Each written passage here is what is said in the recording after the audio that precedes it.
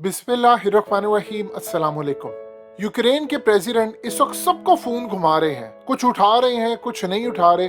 अभी उनकी मोदी से बातचीत हुई और उन्होंने मोदी को कहा, इस पर हकीकत टीवी तफसीली वीडियो आपको बनाकर दे चुका है कि आप हमारी मदद क्यों नहीं कर रहे रशिया के खिलाफ। यूनाइटेड नेशन में कम से कम आप इनके खिलाफ तो खड़े हो। हमें जो वादे करके गए थे आप कि आप बेफिक्र हैं, ये हो जाएगा वो हो जाएगा, अब मदद क्यों नहीं करे। अब इस सूरत हाल में उन्होंने तैयब उर्दगान को भी फोन किया और तैयब उर्दगान असल में वो शख्स हैं जो इस वक्त पूरी तैयारी में है कि अगर रशिया बाज ना आए तो हम जंग छेड़ दें।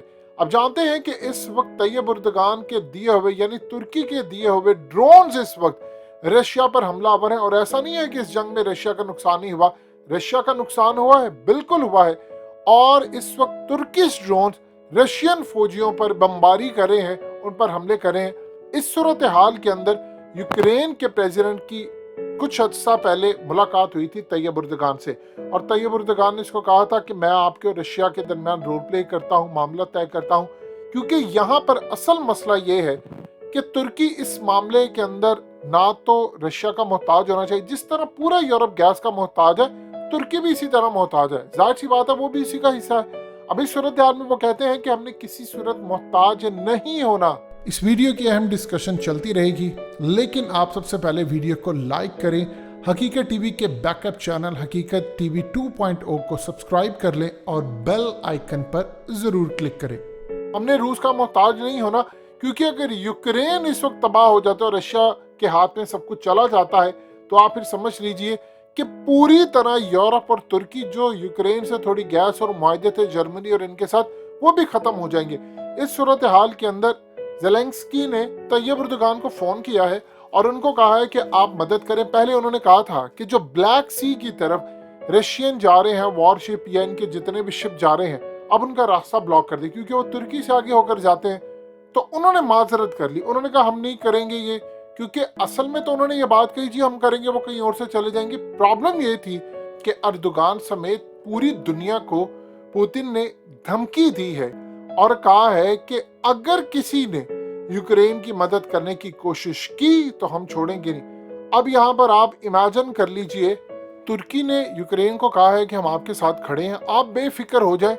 और इस वक्त अभी फैसला नहीं किया अर्दोगान ने, लेकिन वो सोच विचार करें, चूंकि वो नेटो के मेंबर्स हैं और ये फैसला करने जा रहे हैं कि आया हमें रशिया से लड़ना है या नहीं। अगर तो तैयब उर्दगान ने फैसला कर लिया तो ये तारीखी इतना बड़ा उनका ब्लंडर होगा, क्योंकि दूसरी साइड पर याद रखिएगा तैयब उर्दगान के खिलाफ लड़ने के लिए जो मुस्लिम फौजें हैं रशिया के अंदर, वो उनको लॉन्च कर देगा रशिया, और ये बड़ी भयानक जंग होगी जिसके असरात तुर्की में इतने खतरनाक होंगे। देखिए पाकिस्तान किसी सूरत तुर्की को इस मामले पर सपोर्ट नहीं करने जा रहा। अजरबैजान का मामला डिफरेंट था, यहाँ पर मामला डिफरेंट है।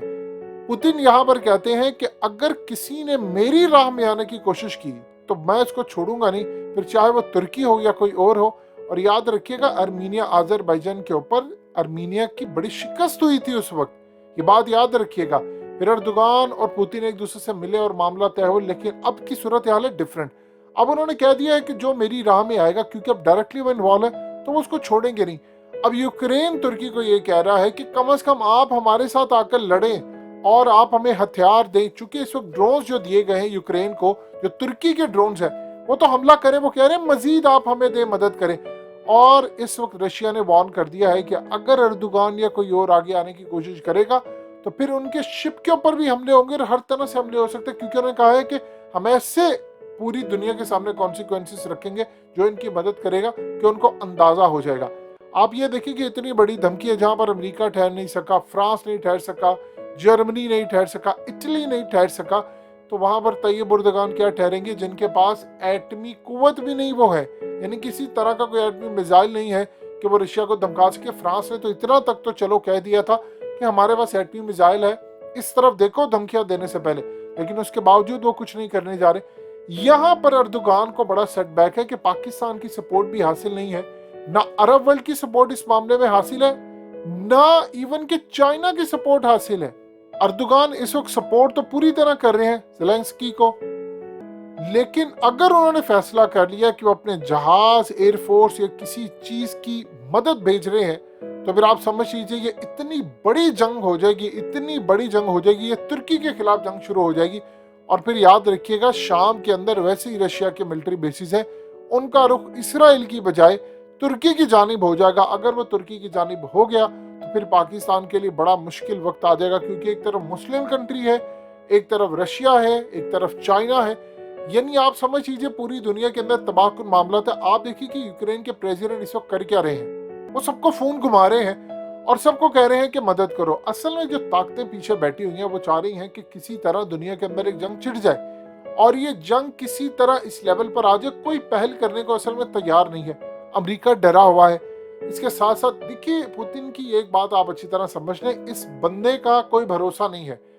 ये ताकत इतनी ज्यादा रखता है, इतनी ज्यादा ताकत रखता है कि जो इनकी राह के अंदर है, आप देख लें कि पूरा यूरोप एक तरफ, यानी यूरोप कोई छोटा है, फ्रांस से लेकर ये बड़ी ताकतें कोई छोटी हैं, लेकिन पूरे का पूरा यूरोप, अमेरिका, कनाडा, यानी दुनिया की बड़ी बड़ी ताकतें सारी इस वक्त रशिया के खिलाफ है। लेकिन वो उसका कुछ नहीं बिगाड़ सकी, क्योंकि उनको पता है कि इस वक्त ये शख्स किसी की सुनने वाला नहीं है। अगर किसी ने हमला करने की, आगे बढ़ने की कोशिश की तो सबसे पहले हाइपर सोनिक मिसाइल से उन पर हमला होगा, साइबर हमले होंगे, उनका पूरे का पूरा बैंकिंग सिस्टम चेंज हो जाएगा, तबाह हो जाएगा। आप ये देख लें कि मोदी से गुफ्तगू की है इन्होंने और मोदी को धमकी दी है कि आप अपने मामला ठीक कर ले, आप बता दें आप कहाँ पर खड़े हैं, क्योंकि अगर आप यहाँ पर खड़े हैं तो हमारे पास दूसरी ऑप्शन मौजूद है। और वो जाहिर सी बात है दूसरी ऑप्शन है पाकिस्तान। लिहाजा इस सूरत हाल के अंदर अर्दोगान के पास ऑप्शन कुछ नहीं है सिवाय सूखी सपोर्ट करने के।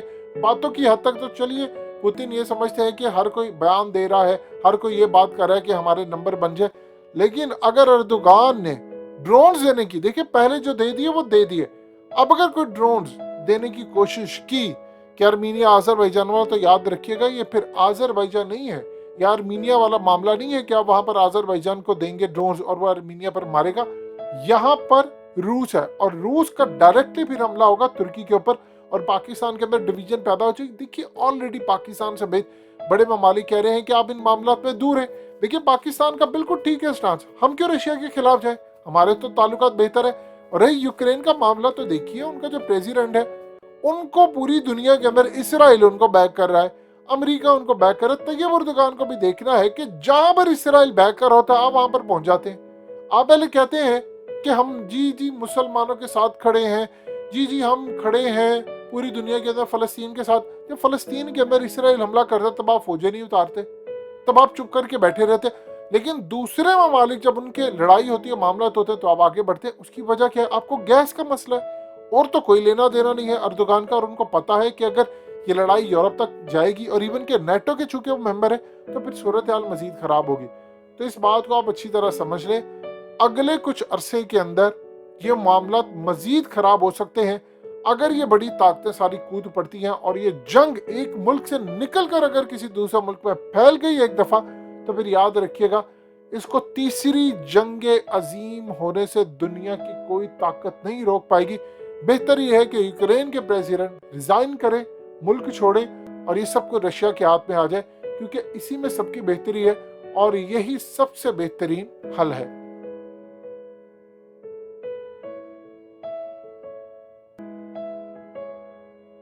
हकीकत टीवी के बैकअप चैनल हकीकत टीवी 2.0 को सब्सक्राइब करना मत भूलिए। वीडियो को लाइक करें, शेयर करें और कमेंट सेक्शन में अपनी राय का इजहार जरूर करें।